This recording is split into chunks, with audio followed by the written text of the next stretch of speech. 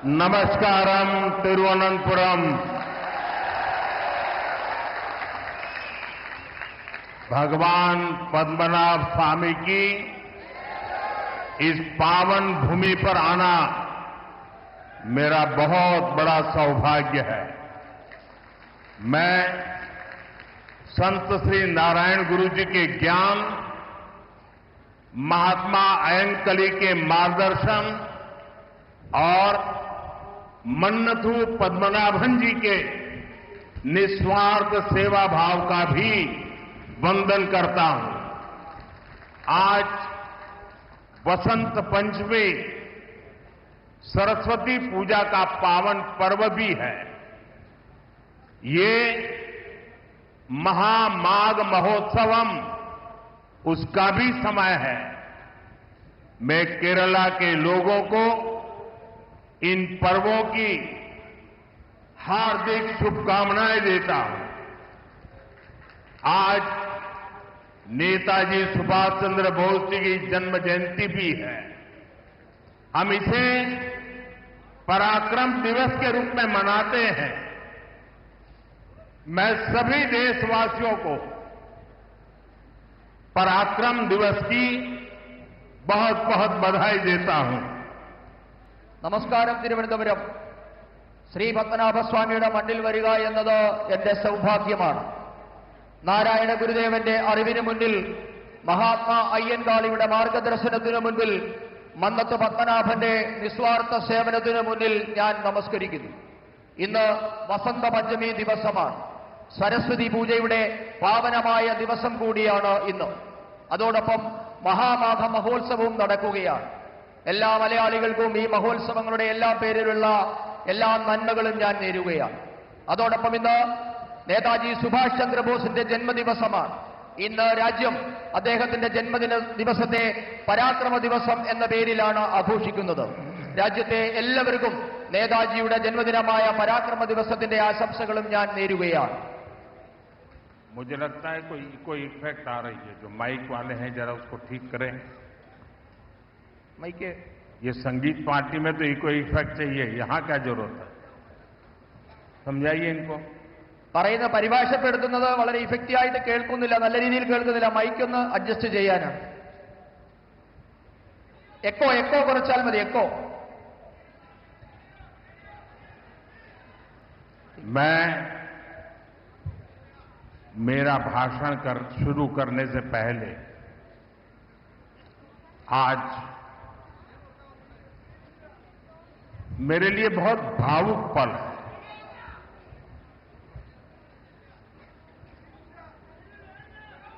लाखों कार्यकर्ताओं का परिश्रम रंग ला रहा है। आज मैं सबसे पहले केरला की तिरुअनंतपुरम की जनता को, हमारे लाखों समर्थकों को, साथियों को मेरा भाषण शुरू करने से पहले बहुत ही आदरपूर्वक नमन करना चाहता हूं।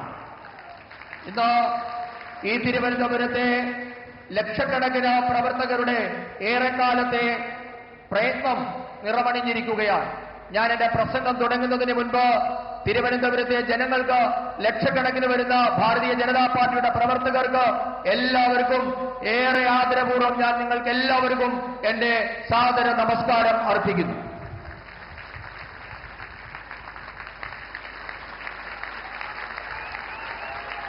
बोलो भारत माता की, बोलो भारत माता की, बोलो भारत माता की। जय जय नरेंद्र मोदी, जय जय नरेंद्र मोदी, जय जय बीजेपी।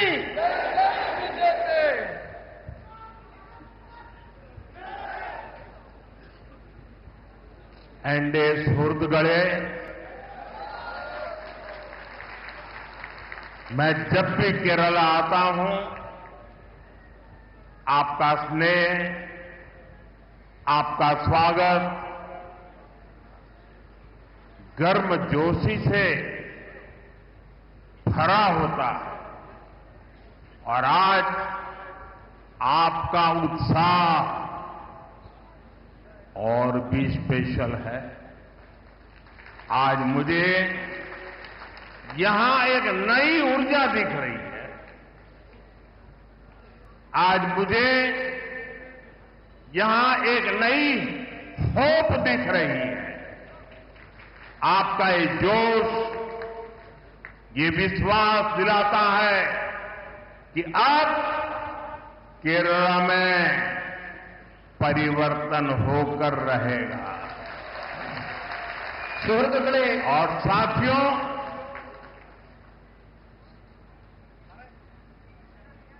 कुछ यहां जो लेफ्टिस्ट इकोसिस्टम होगा उनको शायद आज मेरी बात गले नहीं उतरेगी, लेकिन मैं आपको बड़ी मजबूती के साथ, तथ्य और तर्क के साथ मेरी इस बात की ताकत क्या है वो बताना चाहता हूं। 1987 के पहले गुजरात में बीजेपी एक हाशिए की पार्टी थी, अखबार में 2 लाइन भी नहीं छपती थी। 87 में पहली बार भाजपा ने अहमदाबाद म्युनिसिपल कॉरपोरेशन में विजय प्राप्त की, जैसे आज आपने तिरुवनंतपुरम में विजय प्राप्त की है। और वहीं से गुजरात में जो सिलसिला चला, लोगों ने हमारे काम को देखा, हमारे आचरण को परखा और उसका परिणाम है कि आज पिछले कई दशकों से वहां की जनता ने हमें सेवा का मौका दिया था। शुरुआत एक शहर से हुई थी, केरला में भी शुरुआत एक शहर से हुई है, और इसलिए मैं कहता हूं अब केरला भारतीय जनता पार्टी पर अभूतपूर्व विश्वास करके हमारे साथ जुड़ चुका है। പ്രിയപ്പെട്ടവരെ, ഞാൻ കേരളത്തിൽ വരുമ്പോഴെല്ലാം നിങ്ങൾ സ്നേഹം നിറഞ്ഞ ഊഷ്മളമായ സ്വീകരണമാണ് എനിക്ക് നൽകാറുള്ളത്. എന്നാൽ ഇത്തവണ നിങ്ങളുടെ ആവേശം ഏറെ പ്രത്യേകതയുള്ളതാണ്. ഇന്ന് നിങ്ങളിൽ ഒരു പുതിയ ഊർജ്ജം എനിക്ക് കാണാൻ കഴിയുന്നുണ്ട്. നിങ്ങളിൽ ഇന്ന് ഒരു പുതിയ പ്രതീക്ഷ എനിക്ക് കാണാൻ കഴിയുന്നുണ്ട്. നിങ്ങളുടെ ഈ ആവേശം കാണുമ്പോൾ എനിക്കുറപ്പാണ് കേരളത്തിൽ ഇത്തവണ പരിവർത്തനമുണ്ടാകുക തന്നെ ചെയ്യുമെന്ന കാര്യം എനിക്കുറപ്പാണ്. ഞാൻ എന്റെ എല്ലാ ഉറപ്പോടും കരുത്തോടും കൂടി നിങ്ങളോട് പറയുന്നു, 1987 മുൻപ് ഗുജറാത്തിൽ ഭാരതീയ ജനതാ പാർട്ടി എന്നുള്ളത് തോൽവികൾ ഏറ്റുവാങ്ങുന്ന ഒരു പാർട്ടി മാത്രമായിരുന്നു. പത്രത്താളുകളിൽ പോലും ഇടം പിടിക്കാൻ പറ്റില്ലാത്ത ഒരു പാർട്ടിയായിരുന്നു. 1987 ആദ്യമായി അഹമ്മദാബാദ് മുനിസിപ്പാലിറ്റിയാണ് ഭാരതീയ ജനതാ പാർട്ടി വിജയിച്ചത്. അതുപോലെ ഇന്ന് തിരുവനന്തപുരം കോർപ്പറേഷനിലും നാം വിജയം നേടിയിട്ടുണ്ട്. ഇവിടെ നിന്നാണ് ഗുജറാത്ത് തുടങ്ങിയത്. ഗുജറാത്തിലെ ജൈത്രയാത്ര അഹമ്മദാബാദ് മുനിസിപ്പാലിറ്റിയിൽ നിന്നാണ് നാം തുടങ്ങിയത്. ആ അഹമ്മദാബാദിലെ ജനങ്ങൾ, ഗുജറാത്തിലെ ജനങ്ങൾ ഭാരതീയ ജനതാ പാർട്ടിയുടെ പ്രവർത്തനം കണ്ടു, അവരതിനെ വിലയിരുത്തി. അതിനുശേഷം അവർ നമുക്ക് തുടർച്ചയായി അവരെ സേവിക്കാനുള്ള അവസരം തന്നുകൊണ്ടിരിക്കുകയാണ്. ഒരു പട്ടണത്തിൽ നിന്ന് തുടങ്ങിയ ജൈത്രയാത്രയാണ് ഇന്ന് നാം ഗുജറാത്തിൽ തുടർച്ചയായി ഭരിക്കുന്നതിൽ എത്തി നിൽക്കുന്നത്. അതേപോലെ ഇന്ന് കേരളത്തിലും നാം ഒരു പട്ടണത്തിൽ നിന്ന് തുടങ്ങുകയാണ്. എനിക്കുറപ്പുണ്ട് ഇന്ന് കേരളം ഭാരതീയ ജനതാ പാർട്ടിയെ വിശ്വസിച്ചു തുടങ്ങിയിരിക്കുന്നു. मेरे साथ बोलिए, भारत माता की ജയ്, भारत माता की ജയ്, भारत माता की ജയ്. एनडीए സുഹൃത്തുക്കളെ, तिरुवनंतपुरम में बीजेपी की जीत साधारण नहीं है, यह ऐतिहासिक है, अभूतपूर्व है। तिरुवनंतपुरम ने केरला में बीजेपी सरकार की नींव डाल दी है।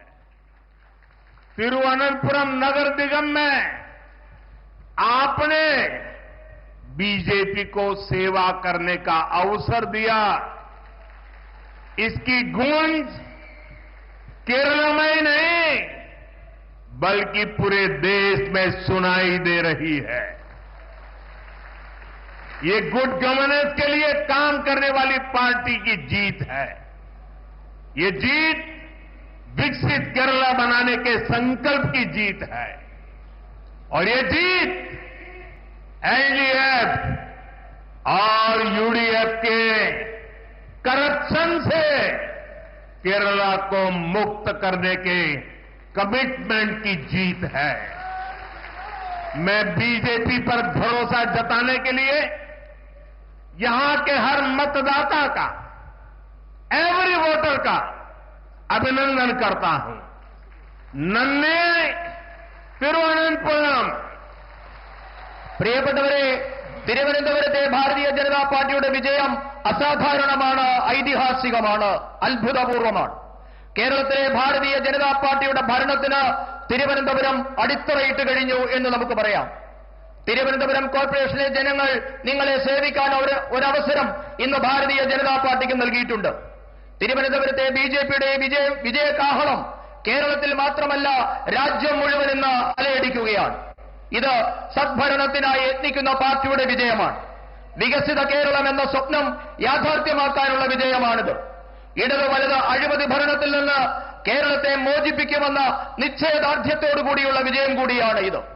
ഭാരതീയ ജനതാ പാർട്ടിയിൽ വിശ്വാസമർപ്പിച്ച തിരുവനന്തപുരത്തെ ഓരോ വോട്ടറെയും ഞാൻ അഭിനന്ദിക്കുന്നു.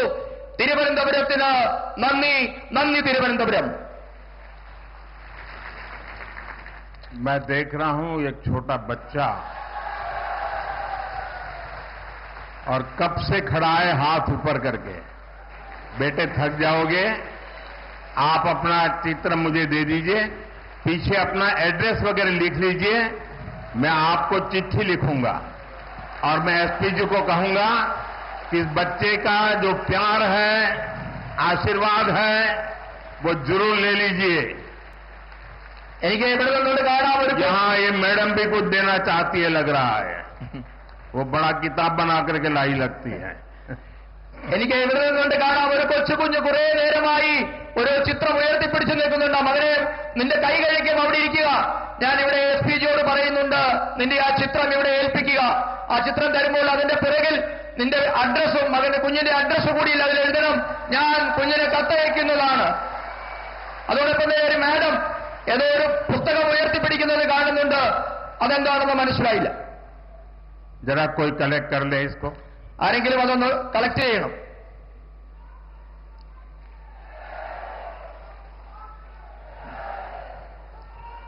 मैं जानता हूं, मैं देश भर में जहां भी जाता हूं, बहुत से युवा, बहुत से बालक अपनी भावना प्रकट करते हैं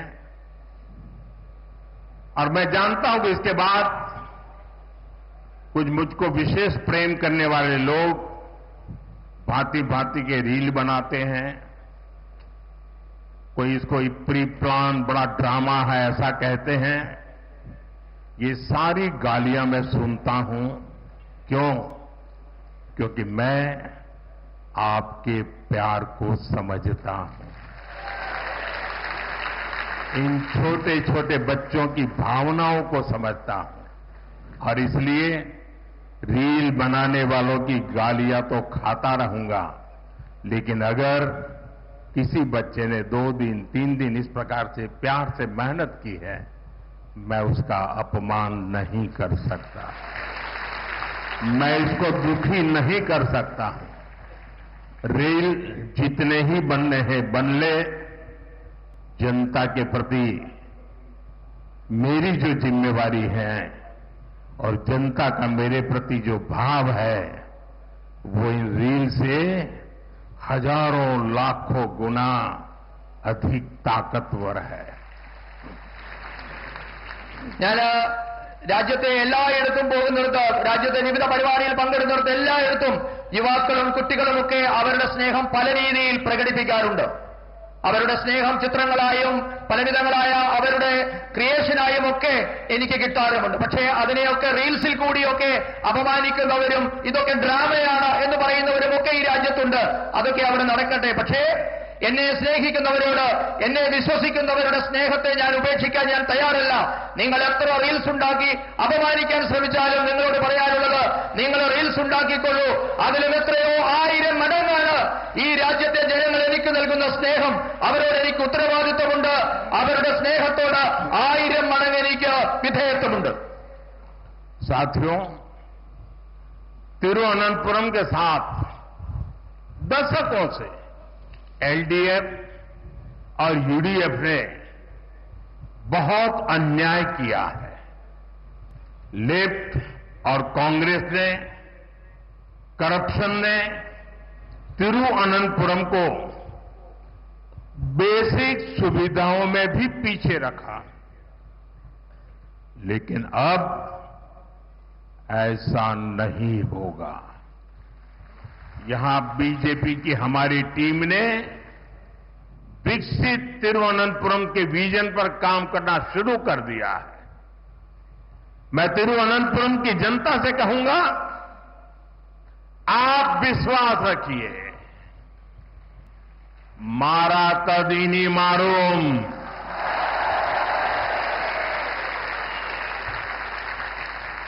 जो अब तक नहीं बदला वो अब बदलेगा. तिरुवनंतपुरम पूरे देश के लिए एक मॉडल सिटी बनेगा. I extend my full support to make Thiruvananthapuram one of the best cities of India. പ്രിയപ്പെട്ടവരെ, കഴിഞ്ഞ 7 പതിറ്റാണ്ടായി ഇടത് വലത് മുന്നണികൾ തിരുവനന്തപുരത്തോട് അനീതിയാണ് ചെയ്തുകൊണ്ടിരിക്കുന്നത്. ഇവരുടെ അഴിമതി മൂലം തിരുവനന്തപുരം അടിസ്ഥാന സൗകര്യ മേഖലയിൽ പോലും പിന്നാക്കം പോയി. എന്നാൽ ഇനി മുതൽ അങ്ങനെയാവില്ല. വികസിത തിരുവനന്തപുരം എന്ന സ്വപ്നം സാക്ഷാത്കരിക്കാൻ ഭാരതീയ ജനതാ പാർട്ടി പരിശ്രമം തുടങ്ങിക്കഴിഞ്ഞിരിക്കുന്നു. തിരുവനന്തപുരത്തെ ജനങ്ങളോട് ഞാൻ പറയുന്നു, നിങ്ങൾക്ക് വിശ്വസിക്കാം, മാറാത്തത് ഇനി മാറും. ഇതുവരെ മാറാത്തത് എന്തായിരുന്നു, അത് മാറി തുടങ്ങിയിട്ടുണ്ട്. മുഴുവൻ രാജ്യത്തിനും മാതൃകയായി തിരുവനന്തപുരം ഇനി മാറുമെന്ന് നിങ്ങൾക്ക് വിശ്വസിക്കാം. രാജ്യത്തെ തന്നെ ഏറ്റവും മികച്ച നഗരമാകാനുള്ള തിരുവനന്തപുരത്തിന്റെ പരിശ്രമത്തിന് ഞാൻ എല്ലാ പിന്തുണയും വാഗ്ദാനം ചെയ്യുന്നു. एनडीए शोरुत गढ़े आने वाले चुनाव केरला की दशा और दिशा को बदलने का चुनाव है. जब केरला के फ्यूचर की बात आती है तो आपने अब तक 2 पक्ष ही देखे हैं. एक तरफ एलडीएफ और दूसरी तरफ यूडीएफ, और इन दोनों ने बारी बारी से केरला को तबाह किया है. लेकिन एक तीसरा पक्ष भी है. वो पक्ष डेवलपमेंट का है, गुड गवर्नेंस का है, बीजेपी एनडीए का है. एलडीएफ और यूडीएफ के लोगों ने केरला को करप्शन, कुशासन और अपीजमेंट की खतरनाक राजनीति में झोंक दिया है. പ്രിയപ്പെട്ടവരെ, ഞാനൊരു കാര്യം നിങ്ങളോട് പറയാൻ ആഗ്രഹിക്കുന്നു. കേരളത്തിന്റെ തലവരെയും ഭാവിയും മാറ്റാൻ പോകുന്ന തിരഞ്ഞെടുപ്പായിരിക്കും ഇത്തവണ നടക്കാൻ പോകുന്നത്. സാധാരണഗതിയിൽ കേരളത്തെ പറ്റി സംസാരിക്കുമ്പോൾ, കേരളത്തിന്റെ ഭാവിയെപ്പറ്റി പറയുമ്പോഴൊക്കെ നാം 2 പക്ഷത്തെപ്പറ്റി മാത്രമായിരുന്നു സംസാരിച്ചുകൊണ്ടിരുന്നത്. 2 പക്ഷത്തെ മാത്രമായിരുന്നു നാം ഇതുവരെ കണ്ടുകൊണ്ടിരുന്നത്. ഒരു വശത്ത് ഇടതുപക്ഷം, മറുവശത്ത് വലതുപക്ഷം. ഇവർ രണ്ടുപേരും കൂടി കേരളത്തെ മാറി മാറി ഭരിച്ച് തകർത്തെറിഞ്ഞിരിക്കുകയാണ് ചെയ്തിരിക്കുന്നത്. എന്നാൽ ഇനി മുതൽ മൂന്നാമതൊരു പക്ഷം കൂടിയുണ്ട്. ആ പക്ഷം വികസനത്തിന്റെ പക്ഷമാണ്, സദ്ഭരണത്തിന്റെ പക്ഷമാണ്, ഭാരതീയ ജനതാ പാർട്ടി നയിക്കുന്ന എൻഡിഎയുടെ പക്ഷമാണ്.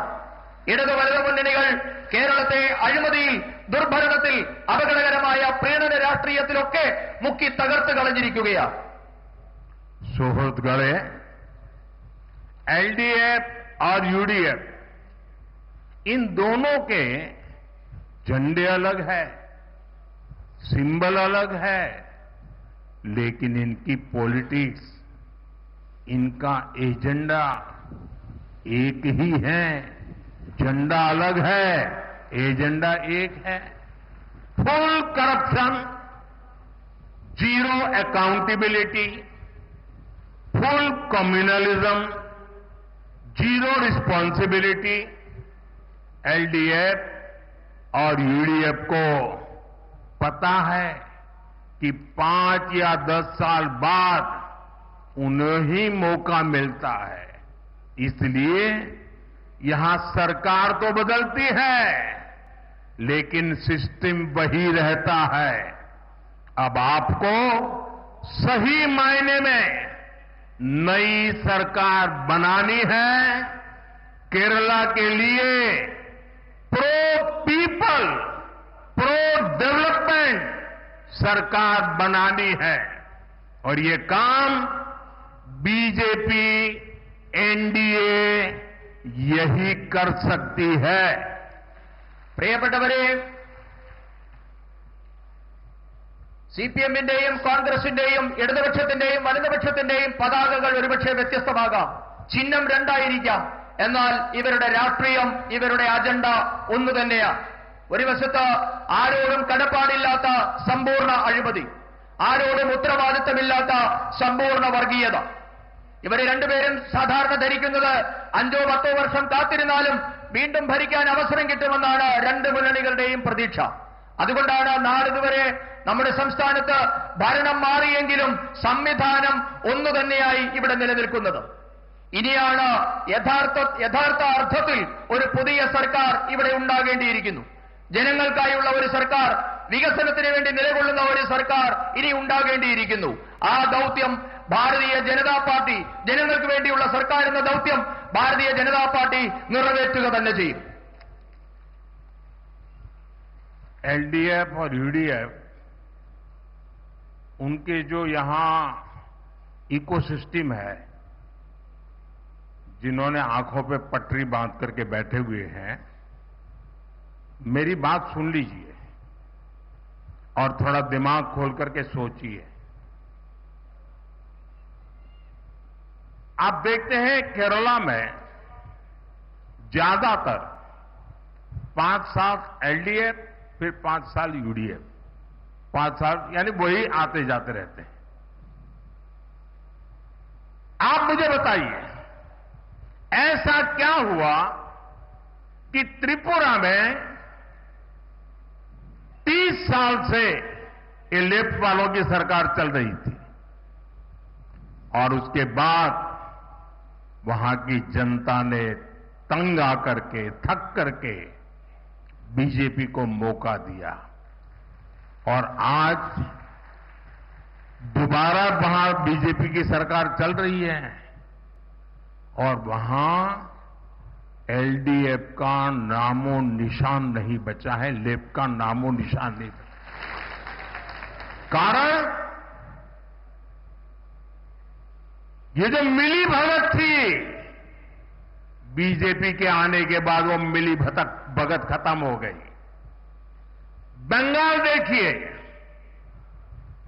35-40 साल तक लेफ्ट ने राज किया था, वहां सरकार बदली और उसने लेफ्ट के खिलाफ जंग किया, और परिणाम क्या हुआ?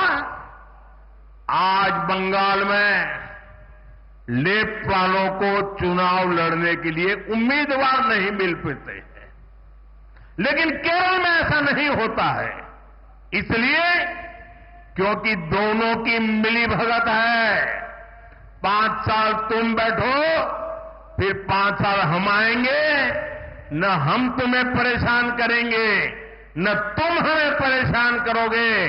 अगर केरला को बचाना है, अगर केरला को आगे बढ़ाना है, तो एलडीएफ यूडीएफ की इस जोड़ी को तोड़ना ही होगा और परिवर्तन लाना ही होगा।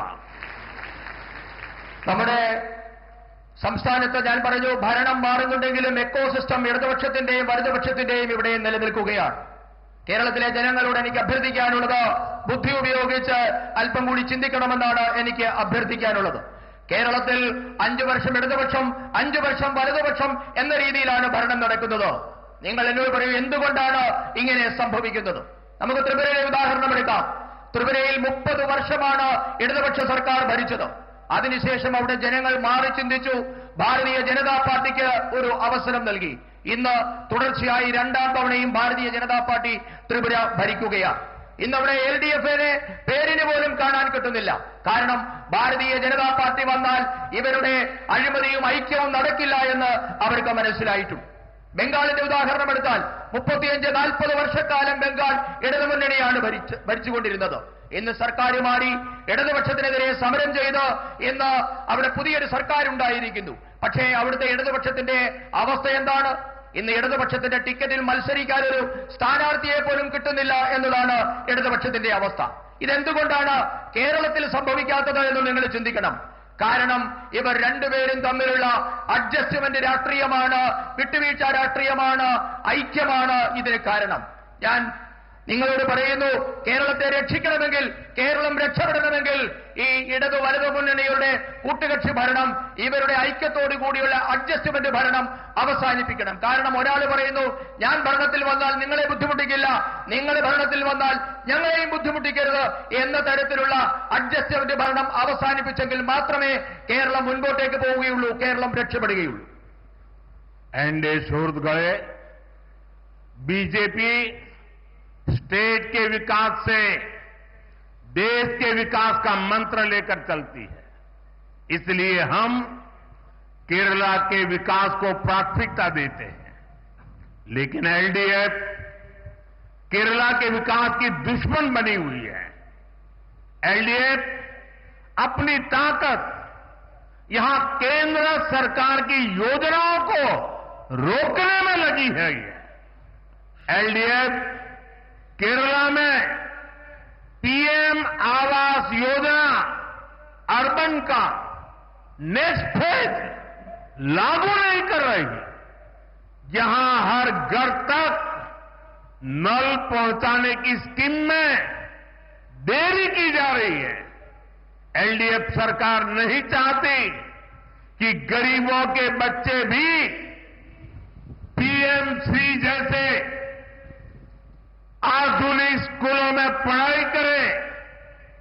यहां की राज्य सरकार इस योजना के लाभ से केरला के स्टूडेंट्स को दूर रख रहे हुए हैं. ऐसी गरीब विरोधी एलडीएफ सरकार को सबक सिखाना बहुत जरूरी है. പ്രിയപ്പെട്ടവരെ, സംസ്ഥാനങ്ങളുടെ വികസനത്തിൽ കൂടി മാത്രമേ രാജ്യത്തിന്റെ വികസനം സാധ്യമാകൂ എന്ന മന്ത്രവുമായാണ് ഭാരതീയ ജനതാ പാർട്ടി ഇന്ന് പ്രവർത്തിക്കുന്നത്. അതിനാൽ തന്നെ കേരളത്തിന്റെ വികസനത്തിന് ഭാരതീയ ജനതാ പാർട്ടി വലിയ പ്രാധാന്യമാണ് നൽകുന്നത്. അതേസമയം കേരളം ഭരിക്കുന്ന LDF ഇന്ന് വികസനത്തിന്റെ ശത്രുവായി മാറിയിരിക്കുന്നു. ഇന്ന് LDF സർക്കാർ അവരുടെ എല്ലാ ശക്തിയും കഴിവും വിനിയോഗിക്കുന്നത് കേന്ദ്ര പദ്ധതികളുടെ നേട്ടം കേരളത്തിലെ സാധാരണക്കാർക്ക് നൽകാതിരിക്കുന്നതിന് വേണ്ടിയാണ് അവരെല്ലാ ശക്തിയും കഴിവും വിനിയോഗിക്കുന്നത്. കേരളത്തിലെ നഗരങ്ങളിൽ പ്രധാനമന്ത്രി ആവാസ് യോജനയുടെ അടുത്ത ഘട്ടം, 2ാം ഘട്ടം LDF സർക്കാർ നടപ്പാക്കാൻ തയ്യാറാകുന്നില്ല. എല്ലാ വീടുകളിലും പൈപ്പുകളിൽ കൂടി ശുദ്ധജലം എത്തിക്കുന്ന പദ്ധതിയും ഇവിടെ ഇന്ന് നിലച്ചിരിക്കുകയാണ്. PM ശ്രീ പദ്ധതിയുടെ കീഴിൽ വരുന്ന ആധുനികമായ സ്കൂളുകളിൽ സാധാരണക്കാരുടെ മക്കൾ പഠിക്കേണ്ടതില്ല എന്നതാണ് ഇടത് സർക്കാരിന്റെ നയം. ഈ പദ്ധതിയുടെ നേട്ടങ്ങളിൽ നിന്ന് സംസ്ഥാന സർക്കാർ കേരളത്തിലെ ഈ പദ്ധതിയുടെ നേട്ടങ്ങൾ സംസ്ഥാന സർക്കാർ കേരളത്തിലെ വിദ്യാർത്ഥികൾക്ക് നിഷേധിക്കുകയാണ്. ഇങ്ങനെ സാധാരണക്കാരുടെ ശത്രുവായി മാറിയ ഇടത് സർക്കാരിനെ ഒരു പാഠം പഠിപ്പിക്കേണ്ടത് അത്യാവശ്യമാണ്. സുഹൃത്തുക്കളെ, बीजेपी एनडीए की केंद्र सरकार गरीब का जीवन बेहतर बनाने में जुटी है. इसका एक और उदाहरण हमारे शहरों में रेहड़ी, ठेले, फुटपाथ पर काम करने वाले हमारे भाई बहन हैं. हमने इन्हें आर्थिक मदद देने के लिए पीएम स्वनिधि योजना बनाई। केरला सहित देश के लाखों ऐसे साथियों को पहली बार बैंकों से मदद मिलनी शुरू हुई। अब एनडीए की केंद्र सरकार ने एक और बड़ा कदम उठाया है। अब स्ट्रीट वेंडर्स को भी बीजेपी सरकार स्वनिधि क्रेडिट कार्ड देगी और इसकी शुरुआत देश भर के लोगों के लिए शुरुआत आज मैंने यहां केरला की धरती से शुरू किया है। പ്രിയപ്പെട്ടവരെ, ഭാരതീയ ജനതാ പാർട്ടി നയിക്കുന്ന കേന്ദ്രത്തിലെ എൻഡിഎ സർക്കാർ സാധാരണക്കാരുടെ ജീവിതം മെച്ചപ്പെടുത്താൻ പ്രതിജ്ഞാബദ്ധമാണ്. ഇതിന് ഏറ്റവും ഒടുവിലത്തെ ഉദാഹരണമാണ് നമ്മുടെ തെരുവ് കച്ചവടക്കാർ, തട്ടുകടക്കാർ, വഴിയോര കച്ചവടക്കാർ എന്നിവർക്കായി കേന്ദ്ര സർക്കാർ നടപ്പാക്കുന്ന വിവിധ പദ്ധതികൾ. ഈ വിഭാഗത്തിൽപ്പെട്ട ദുർബലരായ മനുഷ്യരെ സാമ്പത്തികമായി സഹായിക്കാൻ വേണ്ടി നാം പ്രധാനമന്ത്രി സ്വനിധി പദ്ധതി നടപ്പാക്കിയിട്ടുണ്ട്. കേരളം ഉൾപ്പെടെയുള്ള നാടുകളിലെ ലക്ഷക്കണക്കിന് പാവപ്പെട്ട മനുഷ്യർക്കാണ് ഈ പദ്ധതി മൂലം പ്രയോജനം കിട്ടുന്നത്. ലക്ഷക്കണക്കിന് സാധാരണക്കാർക്ക് പിഎം സ്വനിധി പദ്ധതി വന്നതുമൂലം ബാങ്കുകളിൽ നിന്ന് ആദ്യമായി സഹായം കിട്ടാൻ തുടങ്ങിയിരിക്കുന്നു. ഇപ്പോൾ ഈ പാവങ്ങളെ സഹായിക്കുന്നതിന് വേണ്ടി കേന്ദ്ര സർക്കാർ മറ്റൊരു സുപ്രധാന ചുവടുകൂടി ഇന്ന് വെച്ചിരിക്കുകയാണ്. തെരുവ് കച്ചവടക്കാർക്കും ക്രെഡിറ്റ് കാർഡ് കിട്ടുന്ന പദ്ധതി, ഇവിടെ ഈ രാജ്യത്തെ മുഴുവൻ തെരുവ് കച്ചവടക്കാർക്കും പ്രയോജനം കിട്ടുന്ന ഈ പദ്ധതിയുടെ രാജ്യവ്യാപകമായ ഉദ്ഘാടനം അല്പസമയം മുമ്പ് കേരളത്തിന്റെ ഈ പത്മനാഭന്റെ മണ്ണിൽ വെച്ചാണ് ഞാൻ നിർവഹിച്ചത്. एनडीए शोहरत गए 2014 से पहले दिल्ली में 10 साल तक लेफ्ट के समर्थन से कांग्रेस की सरकार चलती थी। उस दौरान केरला के किसानों या यहां के फिशरमैन के लिए ना लेफ्ट ने कुछ किया और न ही कांग्रेस ने कुछ किया। दिल्ली में सरकार में बैठे थे तब भी नहीं किया। किसानों के नाम पर जो झूठे पैकेज घोषित होते थे उसका पैसा कांग्रेस और लेफ्ट के लोगों की जेब में पहुंच जाता था। किसान का पैसा किसान को मिले, इसके लिए एनडीए की केंद्र सरकार ने पीएम किसान निधि शुरू की। इसे केरला के लाखों किसानों के अकाउंट में 13,000 करोड़ 13,000 करोड़ रुपए सीधे मेरे केरल के किसान भाई बहनों के खाते में जमा हुए हैं। एलडीएफ और यूडीएफ के लोग चाहकर भी इस पैसों को लूट नहीं सकते। പ്രിയപ്പെട്ടവരെ, 2014 മുൻപുള്ള 10 വർഷക്കാലം ഇടതുപക്ഷത്തിന്റെ പിന്തുണയുള്ള കോൺഗ്രസ് സർക്കാരായിരുന്നു കേന്ദ്രം ഭരിച്ചിരുന്നത്. ഈ കാലയളവിൽ കേരളത്തിലെ സാധാരണക്കാരായ കർഷകർക്കോ മത്സ്യത്തൊഴിലാളികൾക്കോ പ്രയോജനം കിട്ടുന്ന ഒരു കാര്യവും ഇടതുപക്ഷത്തിനോ സിപിഐഎമ്മിനോ കോൺഗ്രസിനോ അക്കാലത്ത് ചെയ്യാൻ സാധിച്ചിട്ടില്ല. സർക്കാരിൽ ഇരുന്നപ്പോഴും ചെയ്തിട്ടില്ല, പിന്തുണ കൊടുക്കുന്ന കാലഘട്ടത്തിലും ചെയ്തിട്ടില്ല. കർഷകരുടെ പേരിൽ വ്യാജ വാഗ്ദാനങ്ങളും പാക്കേജുകളും മാത്രമായിരുന്നു അക്കാലത്ത് പ്രഖ്യാപിക്കപ്പെട്ടത്. കർഷകരുടെ പേരിൽ പ്രഖ്യാപിക്കപ്പെട്ട പദ്ധതികളുടെ മുഴുവൻ പണവും ഇടതു വലതു നേതാക്കളുടെ പോക്കറ്റിലേക്കാണ് അക്കാലത്ത് പോയിക്കൊണ്ടിരിക്കുന്നത്. എന്നാൽ കർഷകരുടെ പണം അവർക്ക് തന്നെ കിട്ടണമെന്ന ഭാരതീയ ജനതാ പാർട്ടിയുടെ നിശ്ചയദാർഢ്യത്തെ തുടർന്ന് എൻഡിഎ സർക്കാർ രാജ്യത്തെ കർഷകർക്കായി കിസാൻ സമ്മാൻ നിധിയാണ് ഇന്ന് നടപ്പാക്കിയിട്ടുള്ളത്. ഈ പദ്ധതി മൂലം കേരളത്തിലെ ലക്ഷക്കണക്കിന് വരുന്ന കർഷകരുടെ അക്കൗണ്ടുകളിലേക്ക് 13,000 കോടി രൂപയാണ് ഭാരതീയ ജനതാ പാർട്ടിയുടെ സർക്കാർ നേരിട്ട് അക്കൗണ്ടുകളിലേക്ക് എത്തിച്ചത്. ഈ പണം ഇന്ന് ഇടത് വലതു നേതാക്കൾ വിചാരിച്ചാൽ പോലും മോഷ്ടിക്കാൻ പറ്റത്തില്ല. ആ പറ്റാത്ത തരത്തിലേക്ക് കർഷകർക്ക് നേരിട്ട് പണം എത്തിച്ചിട്ടുണ്ട്. സുഹൃത്തുക്കളെ, फिशरमैन का हित भी एनडीए की प्राथमिकता है। पीएम मत्स्य संपदा स्कीम के तहत केरला को 1400 करोड़ रुपए की मदद मिली है। ये बीजेपी की केंद्र सरकार ही है जिसने फिशरीज के लिए अलग मंत्रालय बनाया है। पहली बार फिशरमैन के लिए भी किसान क्रेडिट कार्ड का बेनिफिट दिया है। हमने फिशरमैन के लिए 5 लाख तक के इंश्योरेंस की सुरक्षा भी दी है। डीप सी फिशिंग के लिए नावों के आधुनिकीकरण के लिए മദത് दी है। സുഹൃത്തുക്കളെ, മത്സ്യത്തൊഴിലാളികളുടെ ക്ഷേമമെന്നുള്ളത് എൻഡിഎയുടെ പ്രഥമ പരിഗണനയാണ്. പ്രധാനമന്ത്രി മത്സ്യസമ്പദ യോജന വഴി കേരളത്തിന് 14,000 കോടി രൂപയാണ് കേന്ദ്ര സർക്കാർ നൽകിയത്. മത്സ്യബന്ധനത്തിന്റെ കാര്യങ്ങൾ നോക്കുന്നതിന് വേണ്ടി ഒരു പ്രത്യേക മന്ത്രാലയം രൂപീകരിച്ചതും ഭാരതീയ ജനതാ പാർട്ടി നയിക്കുന്ന കേന്ദ്ര സർക്കാരാണ്. രാജ്യത്താദ്യമായി കിസാൻ ക്രെഡിറ്റ് കാർഡിന്റെ പ്രയോജനം മത്സ്യത്തൊഴിലാളികൾക്ക് നൽകിയതും ഭാരതീയ ജനതാ പാർട്ടിയുടെ സർക്കാരാണ്. മത്സ്യത്തൊഴിലാളികൾക്ക് 5 ലക്ഷം രൂപയുടെ ഇൻഷുറൻസ് ആണ് കേന്ദ്ര സർക്കാർ ഏർപ്പെടുത്തിയിട്ടുള്ളത്. ആഴക്കടൽ മത്സ്യബന്ധനത്തിന് പോകുന്ന വലിയ ബോട്ടുകളുടെ നവീകരണത്തിനും കേന്ദ്ര സർക്കാർ ഇന്ന് സഹായം നൽകുന്നുണ്ട്. एनडीए सुहृद गए केरला को विकसित बनाने में हमारी युवा शक्ति की बहुत बड़ी भूमिका है, लेकिन कांग्रेस ने यहां की युवा शक्ति के साथ हमेशा धोखा किया। एनडीए के पास केरला के यूथ के लिए रोजगार के अवसर बनाने का रोडमैप है।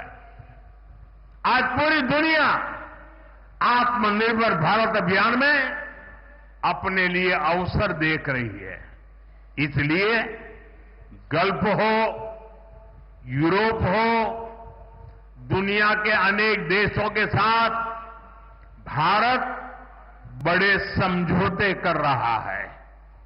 इन समझौतों का बहुत अधिक लाभ केरल को मिल सकता है, लेकिन इसके लिए यहां बीजेपी की डबल इंजन सरकार होना बहुत जरूरी है।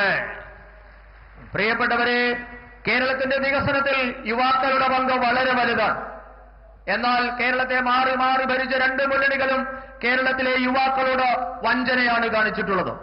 കേരളത്തിലെ യുവാക്കൾക്ക് തൊഴിലവസരം സൃഷ്ടിക്കാനുള്ള കർമ്മ പദ്ധതി എൻഡിഎയുടെ പക്കലുണ്ട്. ഭാരതം നടപ്പാക്കിയ ആത്മനിർഭർ പദ്ധതിയിൽ അവസരം കിട്ടുമോ എന്ന് ഇന്ന് ലോകം മുഴുവൻ ഉറ്റുനോക്കുകയാണ്. ലോകത്തിലെ വിവിധ രാജ്യങ്ങളുമായി, അത് മധ്യേഷ്യയിലെ ഗൾഫ് രാജ്യങ്ങളാകട്ടെ, യൂറോപ്പാകട്ടെ, അവരുമായൊക്കെ നയതന്ത്ര ബന്ധങ്ങളിലൂടെ ഭാരതം ഇന്ന് വലിയ വലിയ കരാറുകളിൽ ഒപ്പിടുകയാണ്. ഈ കരാറുകളുടെ ഒക്കെ ഗുണം കേരളത്തിനും കിട്ടേണ്ടതാണ്. പക്ഷേ അത് സാധ്യമാകണമെങ്കിൽ കേരളത്തിലും ഒരു ഇരട്ട എഞ്ചിൻ സർക്കാർ ഉണ്ടാകേണ്ടത് വളരെ വളരെ അത്യാവശ്യമാണ്. सुहृदगण, आधुनिक इंफ्रास्ट्रक्चर का निर्माण रोजगार का बहुत बड़ा माध्यम है। एलडीएफ हो या फिर कांग्रेस, ये इंफ्रास्ट्रक्चर नहीं बनाते, ये सिर्फ बड़े बड़े घोटाले करते हैं। लेकिन बीजेपी इंफ्रास्ट्रक्चर निर्माण से रोजगार निर्माण के विजन पर काम करती है। बीजेपी सरकार के प्रयासों के वजह से ही आज पूरे केरला में के रेल नेटवर्क का इलेक्ट्रिफिकेशन हो चुका है। आज यहां 3 वंदे भारत ट्रेनें चल रही है। थोड़ी देर पहले ही अनेक नई अमृत भारत एक्सप्रेस ट्रेनें भी शुरू की गई है. സുഹൃത്തുക്കളെ, ആധുനിക അടിസ്ഥാന സൗകര്യ വികസനം എന്നുള്ളത് തൊഴിൽ കിട്ടുന്നതിന് വലിയ ഘടകമാണ്. പക്ഷേ ഇടതാകട്ടെ വലതാകട്ടെ കേരളത്തിന്റെ അടിസ്ഥാന സൗകര്യ വികസനം നടപ്പാക്കുന്നതിൽ ഒരു ശ്രദ്ധയും കാണിച്ചിട്ടില്ല. പകരം വലിയ വലിയ അഴിമതികളാണ് അവർ ചെയ്തുകൊണ്ടിരുന്നത്. എന്നാൽ ഭാരതീയ ജനതാ പാർട്ടി ആകട്ടെ അടിസ്ഥാന സൗകര്യ നിർമ്മാണത്തിലൂടെ ലക്ഷക്കണക്കിന് തൊഴിലവസരങ്ങളാണ് സൃഷ്ടിക്കുന്നത്. ഭാരതീയ ജനതാ പാർട്ടി നയിക്കുന്ന കേന്ദ്ര സർക്കാരിന്റെ ഈ നയം കാരണം ഇന്ന് കേരളത്തിലെ എല്ലാ റെയിൽവേ ലൈനുകളും വൈദ്യുതീകരിക്കപ്പെട്ടിട്ടുണ്ട്. ഇന്ന് 3 വന്ദേ ഭാരത് ട്രെയിനുകൾ കേരളത്തിൽ കൂടി ഓടുന്നുണ്ട്. അല്പസമയം മുൻപ് നിരവധി അമൃതഭാരത് ട്രെയിനുകളാണ് കേരളത്തിൽ കൂടി ഓടുന്നതിന് തുടക്കം കുറിച്ചിട്ടുള്ളത്. एनडीए शुरू गए इंफ्रास्ट्रक्चर से केरला में व्यापार और रोजगार कैसे बढ़ेगा, इसका एक बड़ा उदाहरण विजिंजम पोर्ट है. जब मुझे इस पोर्ट का लोकार्पण करने का अवसर मिला, उसके 6 months में ही 6 महीने में ही करीब 150 वेसल्स और 3 लाख कंटेनर्स को इस पोर्ट पर हैंडल किया गया है. यानी ज्यादा लोगों को रोजगार मिला है और केरला की ट्रेड कैपेसिटी को भी मजबूती मिली है. പ്രിയപ്പെട്ടവരെ, അടിസ്ഥാന സൗകര്യ വികസനത്തിലൂടെ കേരളത്തിന്റെ തൊഴിൽ മേഖല എങ്ങനെ വളരും എന്നതിന്റെ വലിയ ഉദാഹരണമാണ് വിഴിഞ്ഞം തുറമുഖ പദ്ധതി. എനിക്കാണ് വിഴിഞ്ഞം തുറമുഖ പദ്ധതി രാഷ്ട്രത്തിന് സമർപ്പിക്കാനുള്ള അവസരം കിട്ടിയത്. രാഷ്ട്രത്തിന് വിഴിഞ്ഞം സമർപ്പിച്ചത് 6 മാസത്തിന് ശേഷം വിഴിഞ്ഞത്ത് 150ഓളം വലിയ കപ്പലുകൾ, മദർ ഷിപ്പുകളും 3 ലക്ഷം കണ്ടെയ്നറുകളുമാണ് വിഴിഞ്ഞം തുറമുഖം വഴി കൈകാര്യം ചെയ്യപ്പെട്ടത്. കൂടുതൽ ആൾക്കാർക്ക് തൊഴിൽ കിട്ടുന്നതോടെ കേരളത്തിന്റെ വ്യാപാര രംഗത്തിന് വലിയ കരുത്തുണ്ടാകും. एनडीए शुरू गए करप्शन ने केरला के डेवलपमेंट पर ब्रेक लगा दी है. एलडीएफ के राज में बैंकों में भी सेविंग सुरक्षित नहीं है. यहां जो कोऑपरेटिव बैंक स्कैम हुआ, इसमें गरीबों और मिडिल क्लास का पैसा लूटा गया है. किसी ने बच्चों की पढ़ाई के लिए, किसी ने बिटिया की शादी के लिए पैसे जमा कर रखा था, लेकिन लेफ्ट और कांग्रेस के लोगों ने वो भी लूट लिया. ऐसे लोगों को कड़ी सजा देना जरूरी है. आप एक बार बीजेपी को मौका दीजिए. जिसने आपको लूटा है उससे एक रुपया वसूला जाएगा.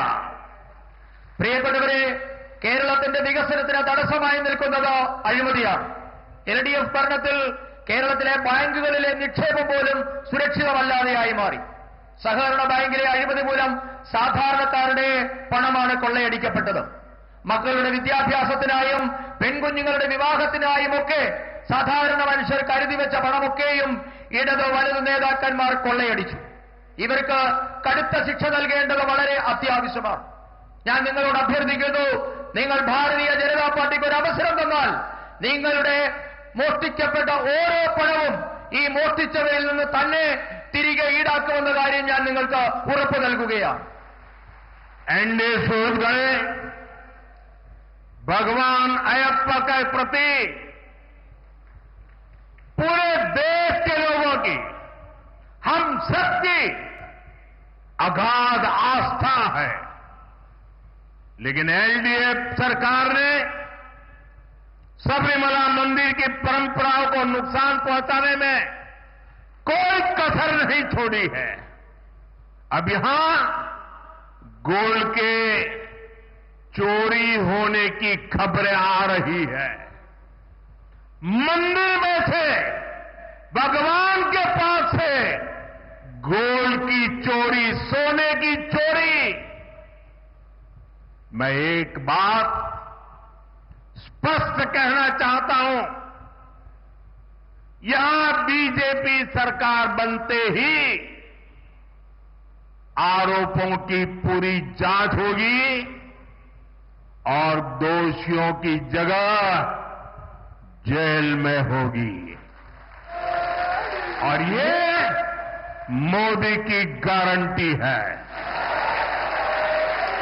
പ്രിയപ്പെട്ടവരെ, രാജ്യം മുഴുവൻ മാത്രമല്ല, നമുക്കെല്ലാവർക്കും ഭഗവാൻ അയ്യപ്പനോട് ഈ രാജ്യം മുഴുവൻ അഗാധമായ ഭക്തിയും വിശ്വാസവുമാണുള്ളത്.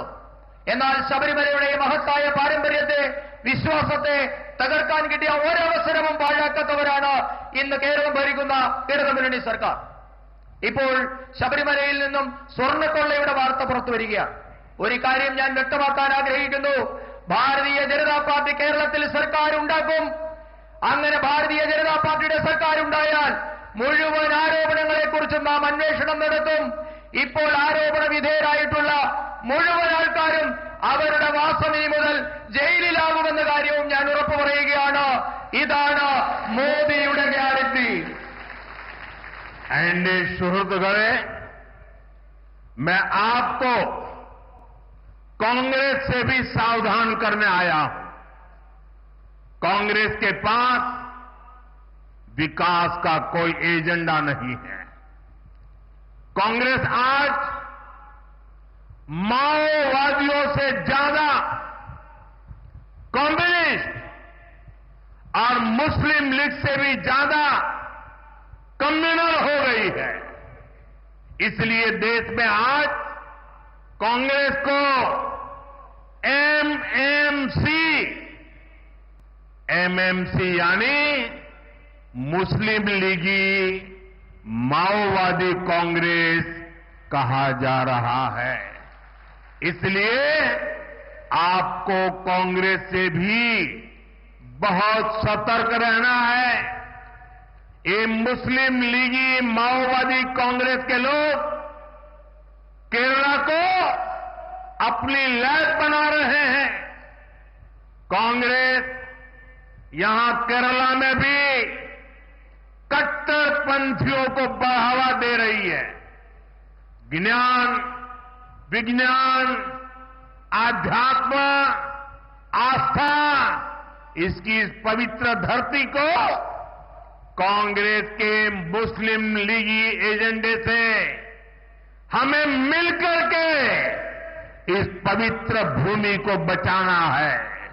പ്രിയപ്പെട്ടവരെ, കോൺഗ്രസിനെ കുറിച്ച് മുന്നറിയിപ്പ് നൽകുന്നതിന് വേണ്ടിയാണ് ഞാനിവിടെ എത്തിയിട്ടുള്ളത്. ഇന്ന് കോൺഗ്രസിന്റെ കയ്യിൽ വികസനത്തിനുള്ള ഒരു പദ്ധതിയുമില്ല.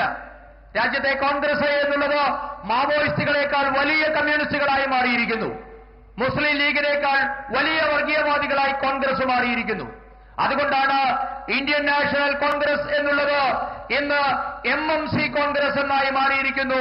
മുസ്ലിം ലീഗ് മാവോയിസ്റ്റ് കോൺഗ്രസ് എന്നാണ് ഇന്ന് രാജ്യത്തെ കോൺഗ്രസ് അറിയപ്പെടുന്നത്. നിങ്ങൾ അതുകൊണ്ട് തന്നെ കോൺഗ്രസിനെ വളരെയധികം സൂക്ഷിക്കണമെന്ന മുന്നറിയിപ്പാണ് ഞാൻ നിങ്ങൾക്ക് നൽകുന്നത്.